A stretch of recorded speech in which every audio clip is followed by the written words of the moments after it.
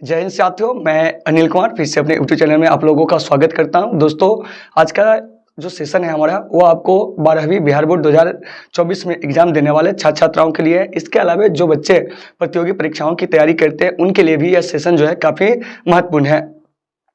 इस सेशन के अंतर्गत हम लोग क्या करेंगे कि आपको संविधान एवं राज्य व्यवस्था से संबंधित जो आपको कुछ बेसिक प्रश्न है उसका हम लोग एनालिसिस करेंगे और यह इस सीरीज का आपको चौथा वीडियो होगा। इससे पहले अगर आप लोग पीछे का जो 3 क्लास है वो अगर आप नहीं देखे हुए हैं तो आप लोग जाकर चैनल के प्लेलिस्ट में देख लेंगे। तो चलिए साथियों, इसे शुरू करते हैं। तो देखिए, आज के सेशन का जो पहला प्रश्न है वो आपको क्या कह रहा है समझिएगा। देखिए,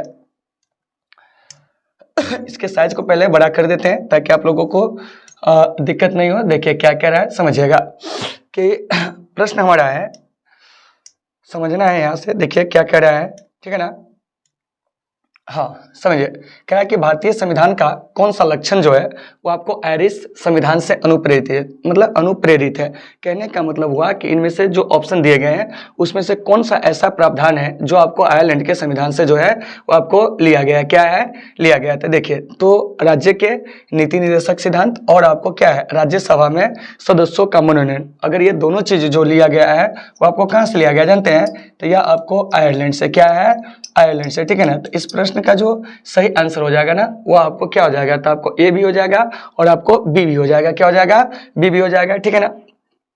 तो राज्यसभा में सदस्यों का मनोनयन, इसके अलावा आपको नीति निर्देशक सिद्धांत यह कहां से लिया गया है, तो आपको आयरलैंड से। और इसी में एक क्वेश्चन पूछ दिया जाता कि आपको राज्यसभा क्या है, राज्यसभा सदस्यों का क्या है, राज्यसभा सदस्यों का निर्वाचन क्या है, निर्वाचन। तो देखिए, तो राज्यसभा सदस्यों का जो निर्वाचन है वह आपको दक्षिण अफ्रीका से लिया गया। कहां से लिया गया है, दक्षिण अफ्रीका से। तो इन चीजों को आपको अच्छे से याद रखना है। तो देखिए, तो अक्सर लोग यहाँ पे कंफ्यूज हो जाते हैं, क्या होते हैं, कंफ्यूज हो जाते थे कि इस प्रश्न का सही आंसर हम क्या दें।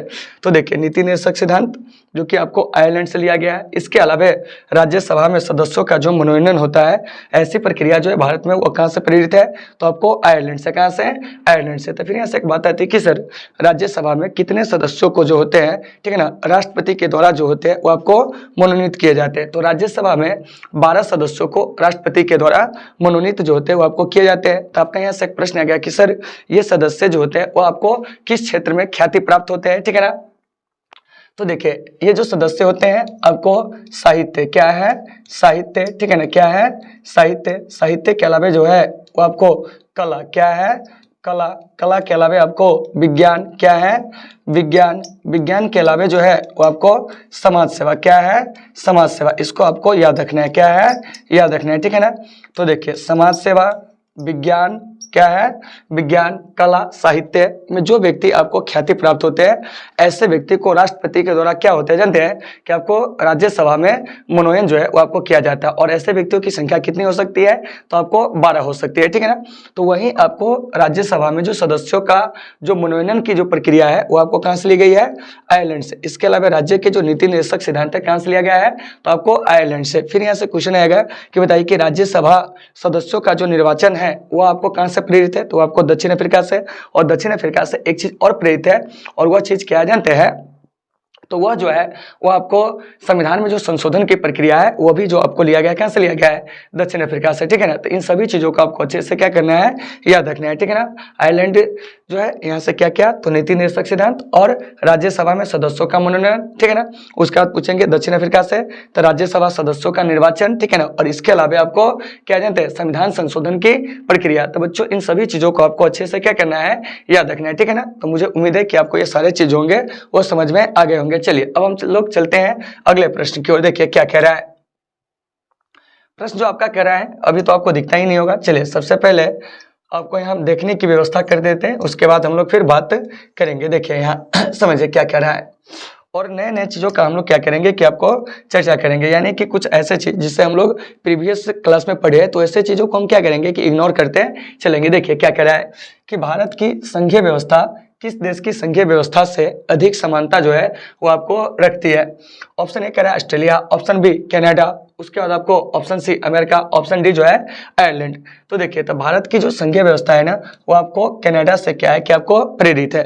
तो यहाँ से अगर आपसे क्वेश्चन पूछा जाए कि बताइए कि कनाडा के संविधान से भारतीय संविधान में क्या प्रेरित है, तो देखिए, तो एक चीज याद रखिएगा, राज्यपाल की नियुक्ति विशेषक प्रक्रिया क्या है, राज्यपाल की जो नियुक्ति, ठीक है ना, विषयक प्रक्रिया है, क्या है, नियुक्ति विषयक प्रक्रिया, वह आपको कहाँ से प्रेरित है, कनाडा से। इसके अलावा भारत का जो आपको संघात्मक मॉडल है, क्या है, भारत का संघात्मक मॉडल, वह आपको कनाडा से क्या है, तो आपको प्रेरित है। तो इन चीजों को आपको अच्छे से याद रखना है। तो 32 नंबर ये जो प्रश्न है, इसका सही आंसर क्या हो जाएगा, तो वह आपको यानी कि बी हो जाएगा। क्या हो जाएगा, बी हो जाएगा। देखिए, और ऑप्शन में और भी चीज दिए गए हैं, जैसे ऑस्ट्रेलिया, क्या है, ऑस्ट्रेलिया। तो देखिए साथियों, ऑस्ट्रेलिया के संविधान से क्या प्रेरित है, इस पर हम लोग चर्चा करेंगे।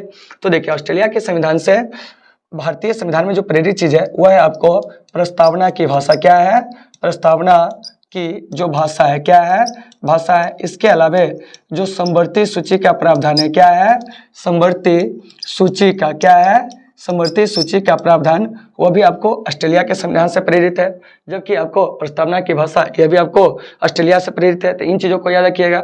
फिर यहाँ से आपको अमेरिका, क्या है, अमेरिका। तो देखिए, अमेरिका से क्या प्रेरित है, इस पर चर्चा करेंगे। तो देखिए, तो यहाँ से आपको मौलिक अधिकार, क्या है, मौलिक अधिकार, यह आपको भारतीय संविधान में अमेरिका से प्रेरित है। इसके अलावा प्रस्तावना का विचार, क्या है, प्रस्तावना का जो विचार है, क्या है, विचार है, वह कहाँ से प्रेरित है, तो आपको अमेरिका से, क्या से, अमेरिका से प्रेरित है। इसके अलावा आपको भारतीय संविधान में जो जनहित याचिका है, क्या है, जनहित याचिका, यानी कहने का मतलब PIL, जो कि आपको कहाँ से प्रेरित है, तो आपको अमेरिकी संविधान से क्या है कि आपको प्रेरित है। इसके अलावा विधि के समक्ष संरक्षण, क्या है, विधि के समक्ष, क्या कहेंगे कि आपको संरक्षण, क्या है, संरक्षण, ये सभी जो है वो आपको कहाँ से प्रेरित है, जानते हैं, तो वो आपको अमेरिका से क्या है कि आपको प्रेरित है। तो इन चीजों को आपको अच्छे से याद रखना है। इसके अलावा और भी चीज है जो आपको अमेरिका से क्या है कि आपको प्रेरित है। देखिए, क्या प्रेरित है, तो कहेंगे राष्ट्रपति और उपराष्ट्रपति का पद, क्या है,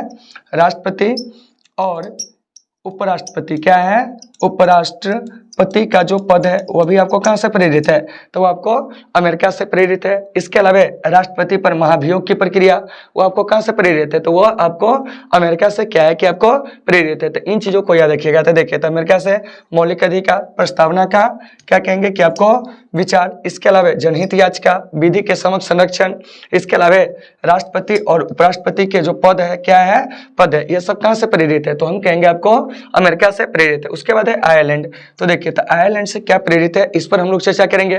तो देखिए, तो आयरलैंड से आपको DPSP, यानी कहने का मतलब हुआ कि आपको राज्य के जो नीति निर्देशक सिद्धांत है, वो आपको किस देश से प्रेरित है, तो वो आपको आयरलैंड से। फिर यहाँ से क्वेश्चन पूछेंगे कि प्रस्तावना की भाषा और संबंधित सूची का विषय कहाँ से प्रेरित है, तो क्या कहोगे, ऑस्ट्रेलिया से। तो ये जो आपका 32 नंबर प्रश्न का रहा है, क्या कह रहा है, समझिए कि भारत की संघीय व्यवस्था किस देश की संघीय व्यवस्था से अधिक समानता रखती है। तो हमारा जो सही आंसर हो जाएगा वो हो जाएगा आपको कनाडा, मतलब ऑप्शन नंबर 20 का जो है 100% सही आंसर है। ठीक है ना। तो उम्मीद है साथियों कि आपको ये सारी चीज समझ में आ गए होंगे। ठीक है ना। और ये जो भी हम भारतीय संविधान के विदेशी स्रोत बताए हैं उससे आप लोग अच्छे से क्या करेंगे, याद रखेंगे। ठीक है ना।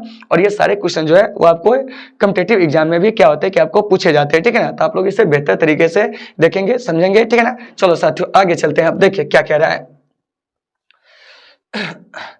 अगला प्रश्न। क्या कह रहा है कि भारतीय संविधान में समवर्ती सूची को, क्या कह रहा है कि भारतीय संविधान में समवर्ती सूची की जो अवधारणा है वह आपको कहां से ली गई है।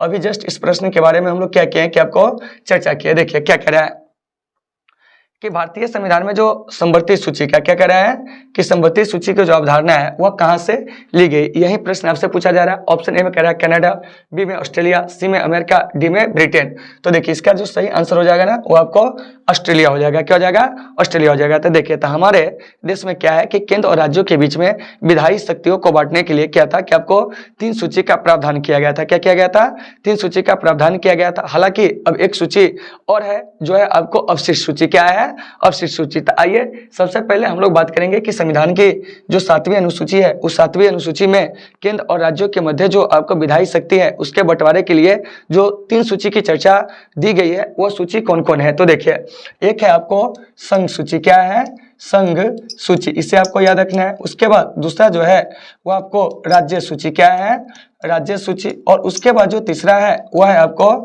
समवर्ती सूची। क्या है? समवर्ती सूची। तो आपके एग्जाम में डायरेक्ट क्वेश्चन क्या पूछा जाएगा जानते हैं कि ये जो संघ सूची है इसमें मूल में कितने विषय थे? तो संघ सूची में मूल में 97 विषय थे, राज्य सूची में मूल में जो थे वो आपको 66 विषय थे, समवर्ती सूची में मूल में 47 विषय थे। क्या थे?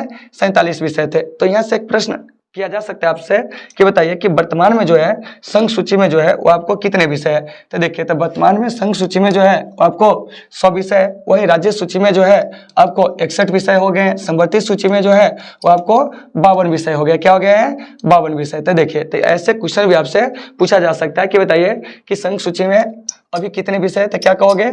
100। इसके अलावा पूछेंगे कि बताइए कि जो आपको राज्य सूची उसमें कितने विषय है? तो क्या कहेंगे? जानते हैं कि अभी आपको 61 है। उसके बाद समवर्ती सूची में कितने विषय है अभी? तो हम क्या कहेंगे कि आपको 52 है। क्या है? 52 है। फिर यहाँ से एक बात आएगी, क्या आएगी? एक बात आएगी कि बताइए कि जो विषय इन तीनों सूचियों में है, इसके अलावे ऐसे विषय जिसकी चर्चा इस सूची में नहीं है, उसको किस सूची में रखा गया है? तो उसको कहेंगे हम लोग कि अवशिष्ट सूची में। किस सूची में रखा गया है? अवशिष्ट सूची में रखा गया है। तो यहाँ से एक बात आती है कि सर ये जो अवशिष्ट सूची है इस पर कानून जो बनाती है वो कौन बनाती है?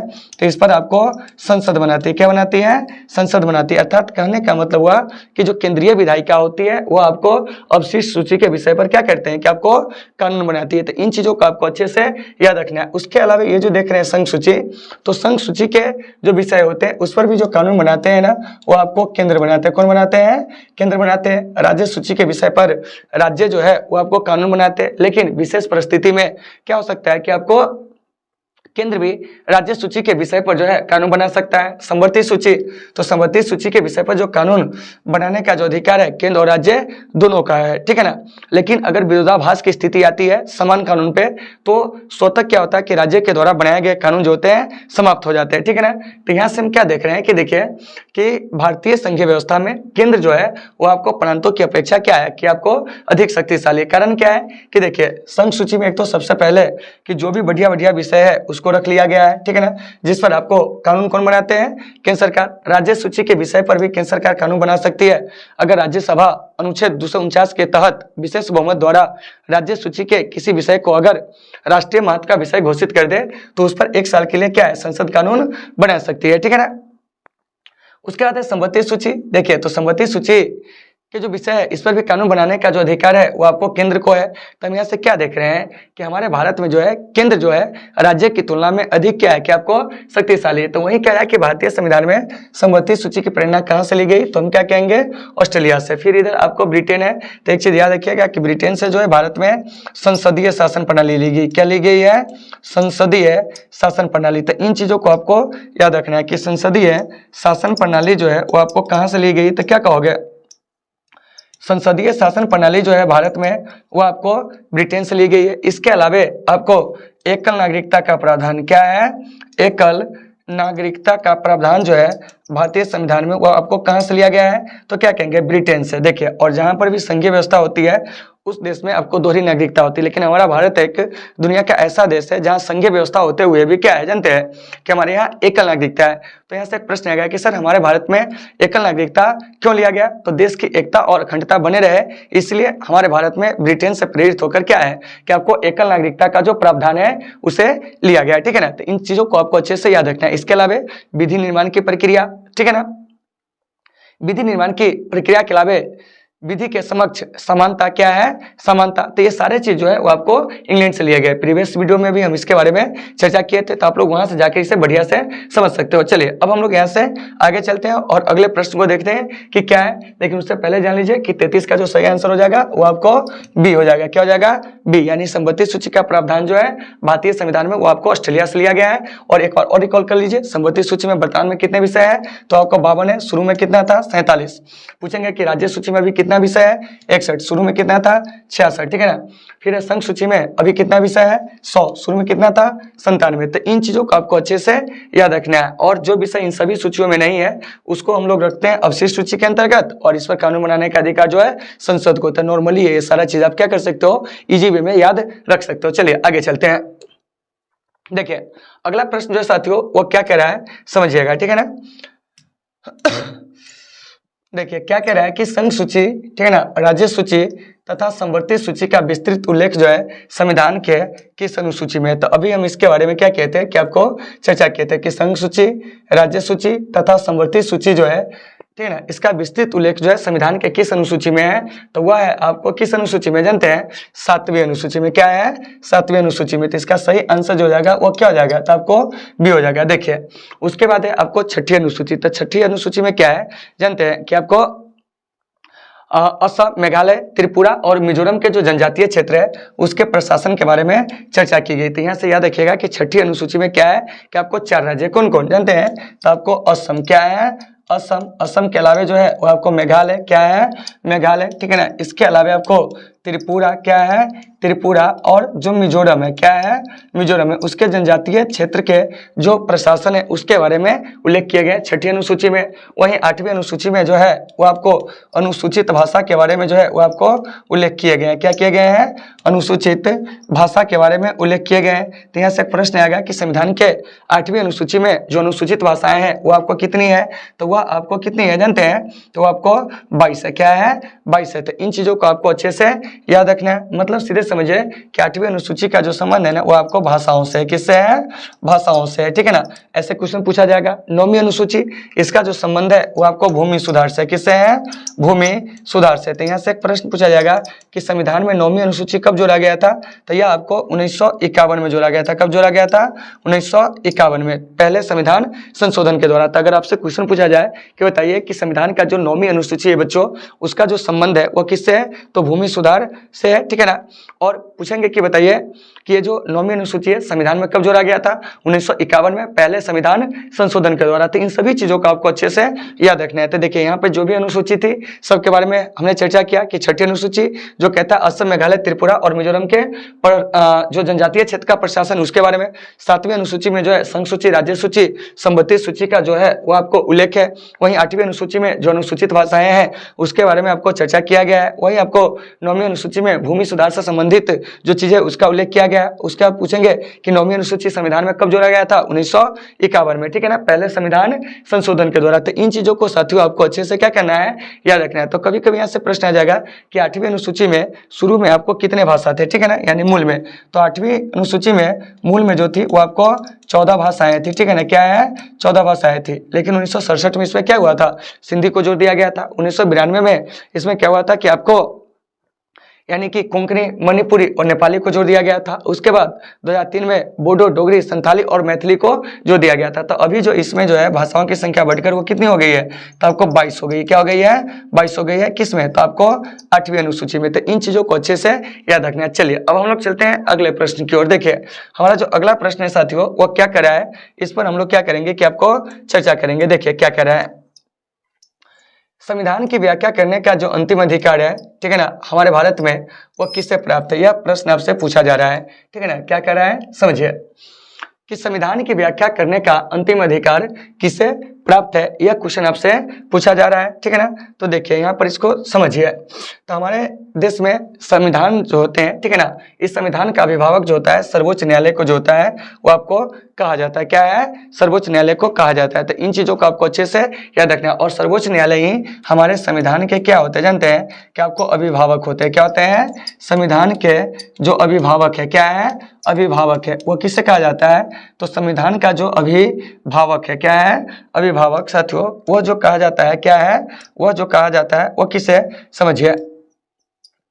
तो संविधान का जो अभिभावक है वह आपको सर्वोच्च न्यायालय को क्या है कि आपको कहा जाता है, ठीक है ना। और संविधान की व्याख्या करने का जो अधिकार दिया गया है वो आपको सर्वोच्च न्यायालय को। तो इन चीजों को आपको अच्छे से याद रखना है। और सर्वोच्च न्यायालय के जो गठन संबंधित प्रावधान है वो आपको अनुच्छेद 124 में, क्या है, 124 में। तो इन चीजों को आपको अच्छे से याद रखना है। महान्यायवादी इसकी नियुक्ति जो करते हैं राष्ट्रपति अनुच्छेद 76 के तहत, किसके तहत, अनुच्छेद 76 के तहत। तो इन चीजों को भी आपको अच्छे से याद रखना है कि अनुच्छेद 76 में किसकी चर्चा है, तो आपको महान्यायवादी की, मतलब कि अटॉर्नी जनरल ऑफ इंडिया की, ठीक है ना।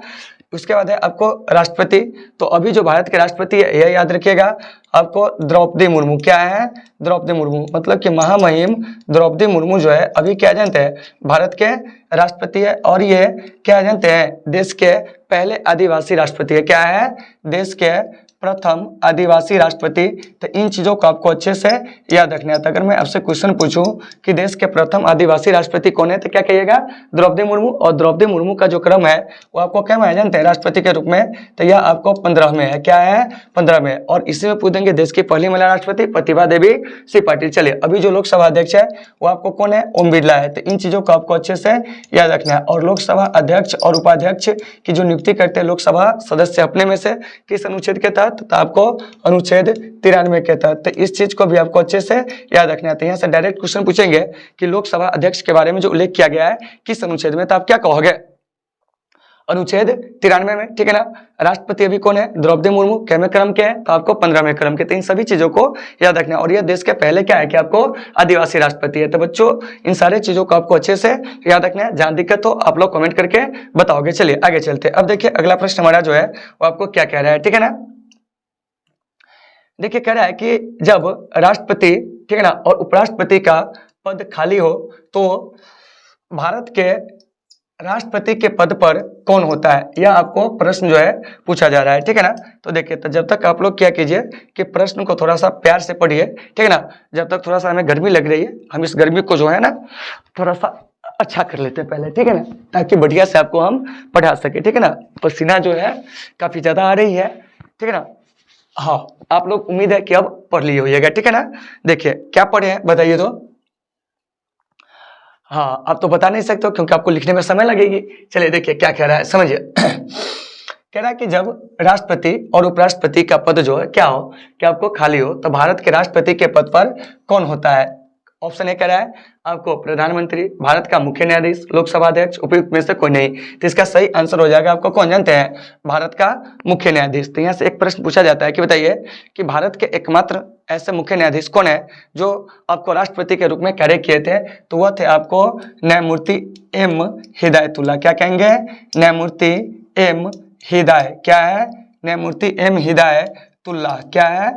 तुल्ला। तो इन चीजों को आपको अच्छे से याद रखना है। तो अगर मैं आपसे क्वेश्चन पूछूं कि बताइए कि भारत के एकमात्र मुख्य न्यायाधीश कौन है जो राष्ट्रपति के रूप में भी कार्य किए थे, तो क्या कहिएगा? न्यायमूर्ति एम हिदायतुल्ला। तो देखिए, तो यहाँ से कुछ राष्ट्रपति से संबंधित जो कुछ प्रश्न है उसको जान लीजिएगा, ठीक है ना। जैसे क्वेश्चन पूछा जाएगा कि आपको प्रथम कार्यवाहक राष्ट्रपति, क्या पूछा जाएगा?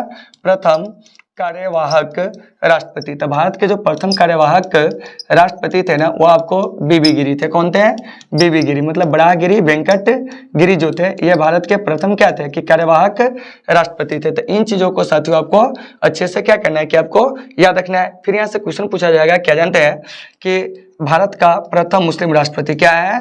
भारत के प्रथम मुस्लिम राष्ट्रपति क्या है?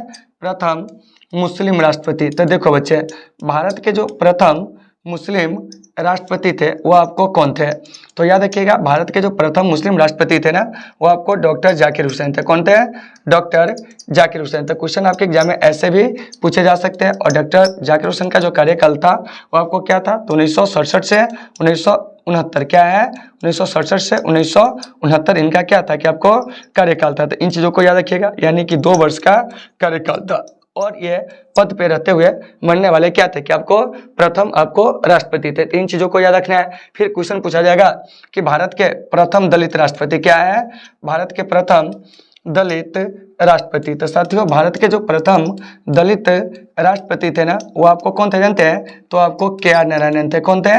KR नारायणन। तो इन चीजों को आपको अच्छे से क्या करना है कि आपको याद रखना है। तो अगर मैं आपसे क्वेश्चन पूछूं कि भारत के प्रथम दलित राष्ट्रपति कौन थे तो क्या कहिएगा? KR नारायणन। भारत के प्रथम मुस्लिम राष्ट्रपति कौन थे? तो डॉक्टर जाकिर हुसैन, ठीक है ना। पूछेंगे कि बताइए भारत के प्रथम कार्यवाहक राष्ट्रपति कौन थे? तो बीबी गिरी। तो यहाँ से प्रश्न आपका क्या कह रहा था कि देखिए, अगर राष्ट्रपति का पद खाली हो तो ऐसे परिस्थिति में उपराष्ट्रपति जो है वो आपको क्या होते हैं कि आपको मतलब राष्ट्रपति के जो कार्यभार होते हैं वो आपको संभाल लेते हैं, लेकिन 6 माह के अंदर चुनाव कराना अनिवार्य होता है। लेकिन राष्ट्रपति का भी पद खाली हो, उपराष्ट्रपति का भी पद खाली हो, तो ऐसे परिस्थिति में क्या होता है जानते हैं कि भारत के जो क्या होते हैं कि ये मतलब मुख्य न्यायाधीश वो आपको राष्ट्रपति के रूप में क्या करते हैं कि आपको कार्य करते हैं। तो इन सभी चीजों को आपको अच्छे से याद रखना है। तो ये जो 36 नंबर प्रश्न है इसका सही आंसर जो हो जाएगा वो आपको बी हो जाएगा। चलिए आगे चलते हैं अगले प्रश्न की ओर। देखिए अगला प्रश्न जो है हमारा वो क्या कह रहा है, इस पर हम लोग चर्चा करेंगे, ठीक है ना। चलो बेटा स्लाइड हो जाओ। ओहो रुक गए हो क्यों? आ जाओ आ जाओ। हाँ चलिए देखिए क्या कह रहा है, बहुत ही अच्छा प्रश्न है। देखिए कह रहा है कि भारत में कितने उच्च न्यायालय है? क्या है? भारत में कितने उच्च न्यायालय है, ठीक है ना, करंट डाटा के हिसाब से पूछा जा रहा है। तो देखिए ऑप्शन कह रहा है ए 18, ऑप्शन बी कह रहा है 21, ऑप्शन सी जो है 24, ऑप्शन डी कह रहा है आपको 25। तो देखिए तो भारत में जो अभी उच्च न्यायालयों की संख्या है ना वो आपको 25 है। क्या है? 25 है। तो यहाँ से आपसे डायरेक्ट क्वेश्चन पूछा जाएगा कि बताइए कि देश का जो सबसे नया उच्च न्यायालय कौन है, ठीक है ना। क्वेश्चन पूछा जाएगा सबसे नया, क्या है? सबसे नया उच्च न्यायालय। तो देखो बच्चे सबसे नया जो उच्च क्या जानते हैं न्यायालय है, क्या है? न्यायालय वह कौन है? तो सबसे नए उच्च न्यायालय की अगर हम बात करेंगे तो वह जाएगा आपको आंध्र प्रदेश उच्च न्यायालय। क्या कहेंगे?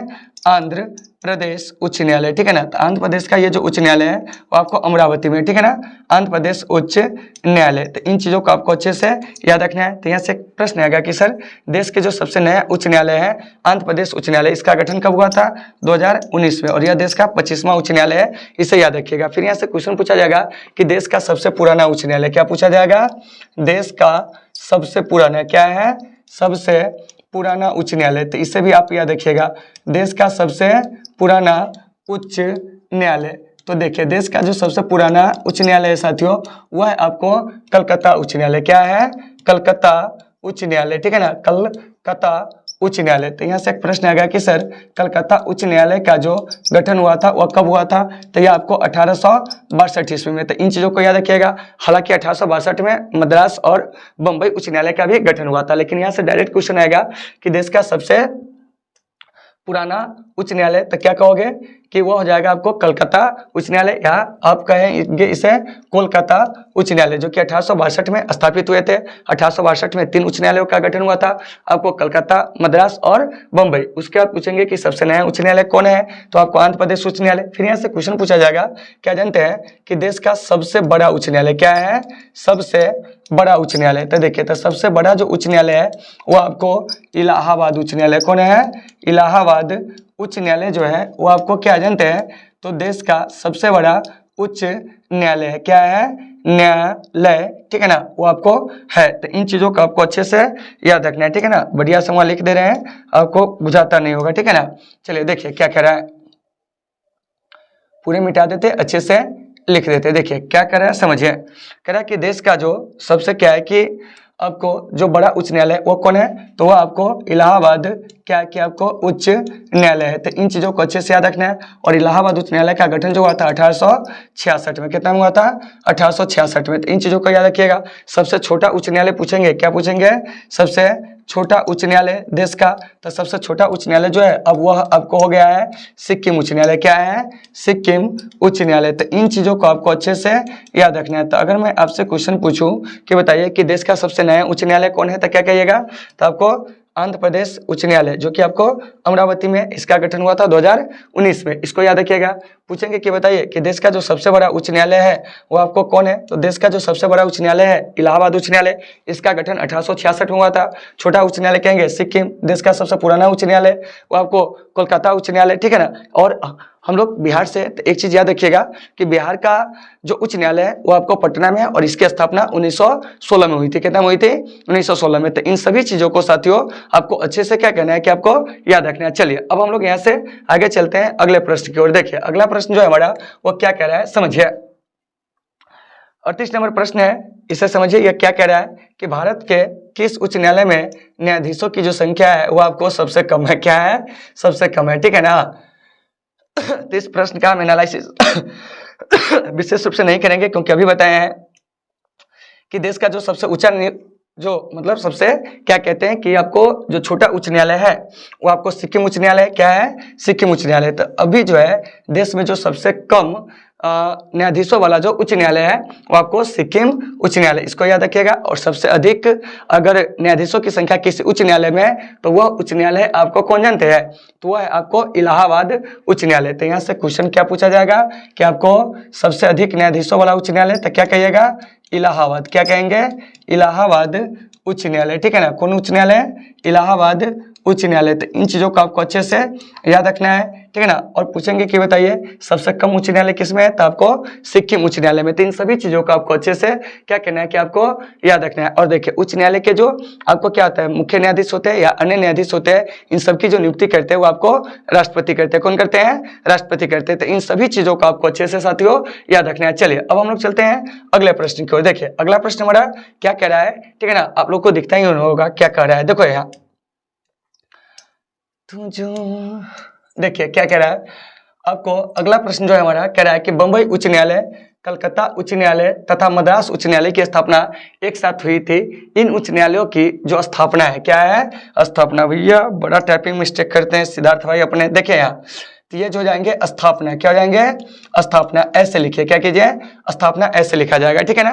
तो देखिए क्या कह रहा है कि बंबई उच्च न्यायालय, ठीक है ना, कलकत्ता उच्च न्यायालय, मद्रास उच्च न्यायालय, इस सब की जो स्थापना हुई थी वो आपको कब हुई थी जानते हैं, तो वो आपको 1862 में हुई थी। क्या हुई थी, 1862 में। तो इन चीजों को याद रखना है। अब देखिए 1866 में इलाहाबाद उच्च न्यायालय, क्या है, इलाहाबाद जो उच्च न्यायालय है उसका क्या हुआ था कि आपको गठन हुआ था। देखिए किस वर्ष किस उच्च न्यायालय का गठन हुआ था, थोड़ा सा जान लीजिए ऑप्शन के हिसाब से।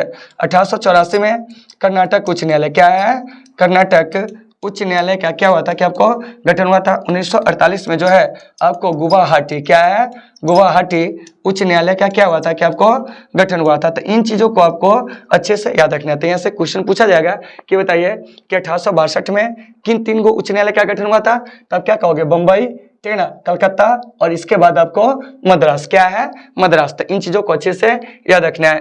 पूछेंगे कि 1866 में किस उच्च न्यायालय का गठन हुआ था, इलाहाबाद उच्च न्यायालय। फिर आपको 1884 में तो आपको कर्नाटक उच्च न्यायालय का क्या हुआ था कि गठन हुआ था। 1948 में गुवाहाटी उच्च न्यायालय का क्या हुआ था कि आपको गठन हुआ था। तो इन सभी चीजों को आपको अच्छे से याद रखना है। तो 39 नंबर प्रश्न का जो सही आंसर होगा भाइयों वो आपको बी हो जाएगा। क्या हो जाएगा, बी हो जाएगा। चलिए अब हम लोग चलते हैं अगले प्रश्न की ओर। देखिए अगला प्रश्न हमारा क्या कह रहा है हम समझते हैं। देखिए अभी जस्ट इसके बारे में हम आपको समझाए थे कि पटना उच्च न्यायालय की स्थापना जो है वो आपको कब हुई थी। तो इस पर तो हम ज्यादा चर्चा करेंगे नहीं क्योंकि ये आपको जस्ट बताए थे, ठीक है ना। तो ये जो आप देख रहे हो पटना उच्च न्यायालय, ठीक है ना, इसकी जो आपको स्थापना हुई थी, ठीक है ना, आप लोग कमेंट करके बताओ कि पटना उच्च न्यायालय की स्थापना कब हुई थी। देखिए और किसी भी बच्चे का जो है आंसर गलत नहीं होना चाहिए क्योंकि अभी थोड़ा देर पहले बताया, ठीक है ना। तो देखो तो ये जो पटना उच्च न्यायालय है इसकी जो स्थापना हुई थी ना साथियों वो आपको 1916 में। पूछेंगे देश में अभी उच्च न्यायालयों की संख्या कितनी है, तो आप क्या कहोगे कि सर देश में जो अभी उच्च न्यायालयों की संख्या है वो आपको 25 है। कितनी है, 25 है। तो मुझे उम्मीद है साथियों कि आपको ये सारे चीजें होंगे आसानी से समझ में आ गए होंगे। तो आज के इस सेशन को हम लोग यहीं पे विराम देते हैं, फिर मिलते हैं आपसे नेक्स्ट क्लास में।